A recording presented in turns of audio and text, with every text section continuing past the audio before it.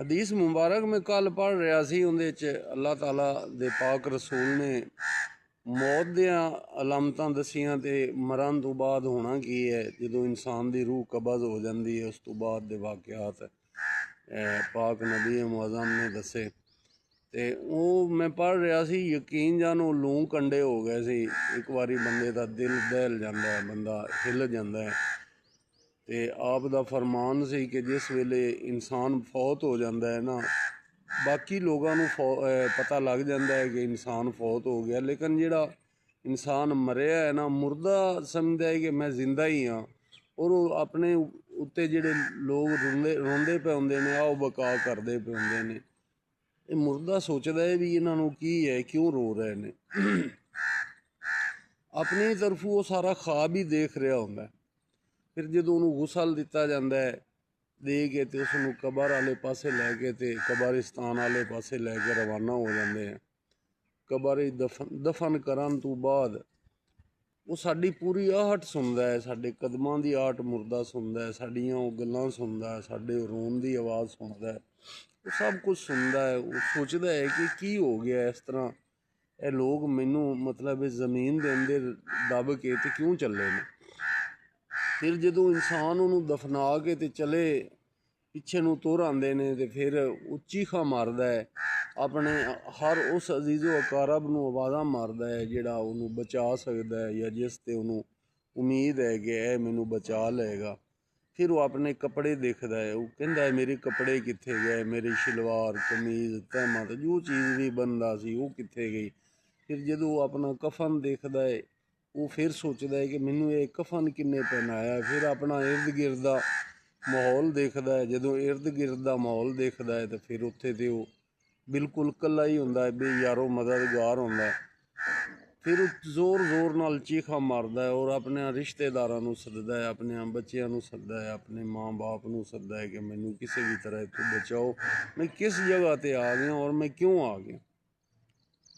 हुण सोचण दी गल है कि जिहड़ा बंदा पूरी एक वसदी दुनिया दे विचों जांदा है तो फिर उन्होंने बिल्कुल ही इकला तन्हाई सब तो वड्डा तादाब ही यही है कि जो तुसी रिश्तेदारां चों अलग हो के जाते हो तो फिर तुहानूं सब तो पहला काम ही तन्हाई है तुहाडे लई।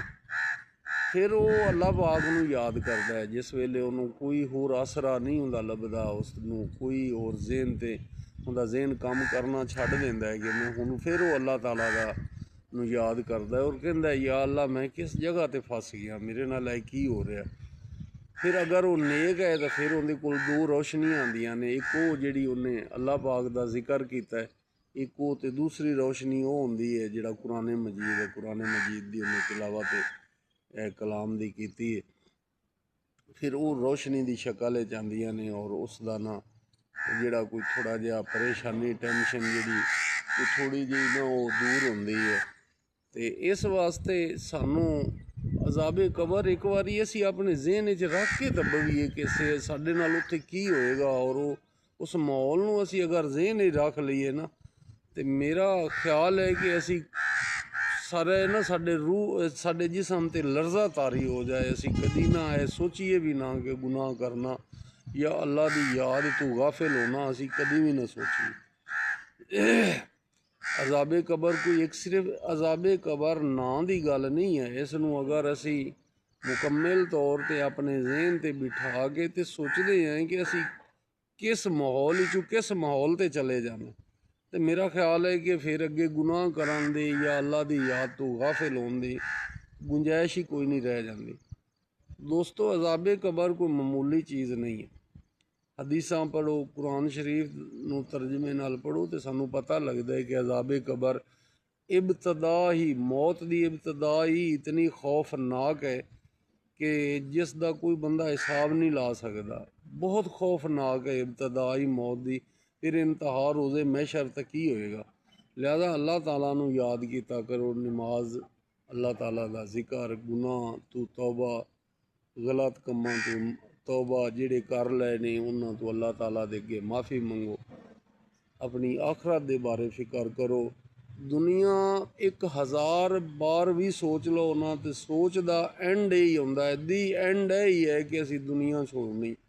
ਦੁਨੀਆ 'ਚ ਰਹਿਣਾ ਕੋਈ ਨਹੀਂ। ਸਾਡੇ ਸਾਹਮਣੇ ਸਾਡੇ ਹਜ਼ਾਰਾਂ ਰਿਸ਼ਤੇਦਾਰ, ਬਹਿਨ ਭਾਈ, ਮਾਂ ਬਾਪ, ਔਲਾਦ, ਕਿਤਨੇ ਲੋਕ ਹਨ ਜਿਨ੍ਹਾਂ ਦੁਨੀਆ ਛੋੜੀ ਹੈ। ਤੇ ਅਸੀਂ ਕਿਸ ਮਾਣ ਦੇ ਬੈਠੇ ਹਾਂ ਕਿ ਅਸੀਂ ਇਸ ਦੁਨੀਆ ਦੇ ਵਿੱਚ ਹੀ ਰਵਾਂਗੇ? ਨਹੀਂ ਰਵਾਂਗੇ।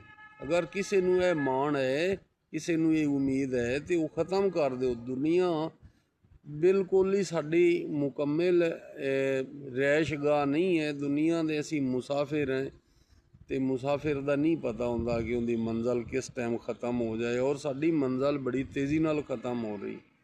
ਇਸ ਵਾਸਤੇ ਕਰਕੇ ਸਾਨੂੰ ਚਾਹੀਦਾ ਹੈ ਕਿ ਅਸੀਂ ਆਪਣੇ ਰੱਬੇ ਕਰੀਮ ਦੇ ਜ਼ਿਕਰ ਵਿੱਚ ਆਪਣੇ ਆਪ ਨੂੰ ਮਸ਼ਗੂਲ ਕਰੀਏ, ਆਪਣੇ ਅੱਲਾਹ ਪਾਕ ਔਰ ਨਬੀ ਪਾਕ ਦੇ ਦੱਸੇ ਹੋਏ ਰਸਤਿਆਂ 'ਤੇ ਚੱਲਣ ਦੀ ਕੋਸ਼ਿਸ਼ ਕਰੀਏ, ਕਿਉਂਕਿ ਸਾਡੀ ਆਖਰਤ ਆਸਾਨ ਹੋ ਜਾਏ। ਦੁਨੀਆ ਤੇ ਅਸੀਂ ਆਪਣੀ ਬਰਬਾਦ ਕਰ ਲਈਏ, ਲੇਕਿਨ ਕਮ ਅਜ਼ ਕਮ ਆਖਰਤ ਜਿਹੜੀ ਆਪਣੀ ਉਹ ਤਾਂ ਸੰਵਾਰ ਲਈਏ। ਤੇ ਆਖਿਰ ਤੇ ਦੁਆ ਹੈ ਸਾਰੇ ਦੋਸਤਾਂ ਵਾਸਤੇ ਕਿ ਅੱਲਾਹ ਪਾਕ ਤਮਾਮ ਲੋਕਾਂ ਨੂੰ ਆਪਣੀ ਖੈਰੋ ਖਰੀਅਤ ਦੇ ਨਾਲ, ਆਪਣੇ ਆਸਾਨ ਔਰ ਭਲਾਈ ਦੇ ਨਾਲ ਸ਼ਰ ਤੋਂ ਮਹਿਫੂਜ਼ ਕਰੇ, ਔਰ ਸਾਰਿਆਂ ਨੂੰ ਨੇਕ ਔਰ ਅੱਲਾਹ ਔਰ ਅੱਲਾਹ ਦੇ ਰਸੂਲ ਦੇ ਦੱਸੇ ਹੋਏ ਰਸਤਿਆਂ 'ਤੇ ਚੱਲਣ ਦੀ ਤੌਫੀਕ ਅਤਾ ਫਰਮਾਏ। ਮੇਰੇ ਮਾਲਿਕ ਸਭ ਲਈ ਆਸਾਨੀਆਂ ਪੈਦਾ ਕਰ ਦੇ, ਸਭ ਲਈ ਖੈਰ ਪੈਦਾ ਕਰ ਦੇ, ਸਭ ਨੂੰ ਸ਼ਰ ਤੋਂ ਮਹਿਫੂਜ਼ ਕਰ ਦੇ। ਇਹ ਦੁਆ ਦੇ ਨਾਲ ਹੀ ਮੈਂ ਆਪਣੀ ਵੀਡੀਓ ख़त्म ਕਰਦਾ। ਤੇ ਇੱਕ ਵਾਰੀ ਫਿਰ ਕਹਿਣਾ ਕਿ ਦੁਨੀਆ ਅੱਲਾ ਗਵਾਇਆ ਅਰਜ਼ੀ ਹੈ, ਇਹ ਮੁਕੰਮਲ ਸਾਡੀ ਰਿਹਾਇਸ਼ਗਾਹ ਨਹੀਂ ਹੈ। ਅਸੀਂ ਇੱਥੇ ਦੇ ਮੁਸਾਫਿਰ ਹਾਂ। ਫੌਤ ਹੋਣ ਤੋਂ ਬਾਅਦ ਸਾਨੂੰ 2 4 10 ਦਿਨਾਂ ਤੋਂ ਬਾਅਦ, ਮਹੀਨੇ ਤੋਂ ਬਾਅਦ ਬੱਚੇ ਵੀ ਭੁੱਲ ਜਾਂਦੇ ਨੇ, ਸਾਨੂੰ ਆਪਣੇ ਮਾਂ ਬਾਪ ਸਾਰੇ ਹੀ ਭੁੱਲ ਜਾਂਦੇ ਨੇ। ਔਰ ਫਿਰ ਰਹਿੰਦਾ ਸਾਡਾ ਪਿੱਛੇ ਸਿਰਫ ਨਾਂ ਰਹਿੰਦਾ ਹੈ। ਕੁਛ ਚੀਜ਼ਾਂ ਹਨ ਜਿਹੜੀਆਂ ਅਸੀਂ ਅੱਛੇ ਅਮਾਲ ਕਰ ਜਾਈਏ ਤੇ ਕਦੀ ਲੋਕ ਯਾਦ ਕਰ ਲੈਂਦੇ ਕਿ ਫਿਲਾਂ ਬੰਦਾ ਬਹੁਤ ਅੱਛਾ ਸੀ, ਵਰਨਾ ਸਾਡੇ ਪੱਲੇ ਕੁਛ ਵੀ ਨਹੀਂ ਹੈ। ਦੁਨੀਆ ਦੇ ਵਿੱਚ ਕੁਛ ਵੀ ਨਹੀਂ ਜੇ। ਆਖਰਤ ਹੈ ਜੇ। ਆਖਰਤ ਆਪਣੀ ਸਿਰਫ ਉਹੀ ਆਖਰਤ ਜਿਹੜੀ ਤੁਹਾਡੇ ਕੰਮ ਆਣੀ ਹੈ। ਦੁਨੀਆ ਤਾਂ ਕਿਸੇ ਦੇ ਕੰਮ ਆਣੀ ਹੈ, ਤੁਹਾਡੇ ਕੰਮ ਨਹੀਂ ਆਣੀ। ਲਿਹਾਜ਼ਾ ਆਪਣੀ ਆਖਰਤ ਨੂੰ ਸੰਵਾਰਨ ਦਾ ਕੁਛ ਕਰੋ।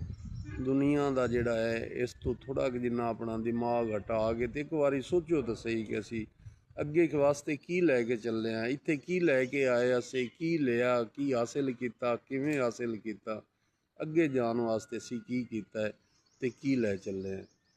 ਉਮੀਦ ਹੈ ਕਿ ਤੁਸੀਂ ਮੇਰੀ ਇਸ ਵੀਡੀਓ ਨੂੰ ਪਸੰਦ ਵੀ ਕਰੋਗੇ ਔਰ ਇਸ ਨੂੰ ਤੇ ਮੈਨੂੰ ਕਮੈਂਟ ਵੀ ਕਰੋਗੇ। ਅਗਰ ਕੋਈ ਮੈਂ ਅੱਛੀ ਗੱਲ ਕੀਤੀ ਹੈ ਔਰ ਅਗਰ ਕੋਈ ਬੁਰੀ ਕੀਤੀ ਹੈ ਤਾਂ ਉਹਦੇ 'ਚ ਮੈਂ ਮਾफ़ੀ ਮੰਗਾਂਗਾ, ਔਰ ਤੁਸੀਂ ਮੇਰੀ ਸਲਾਹ ਕਰਨ ਵਾਸਤੇ ਕਮੈਂਟ ਵੀ ਕਰੋਗੇ।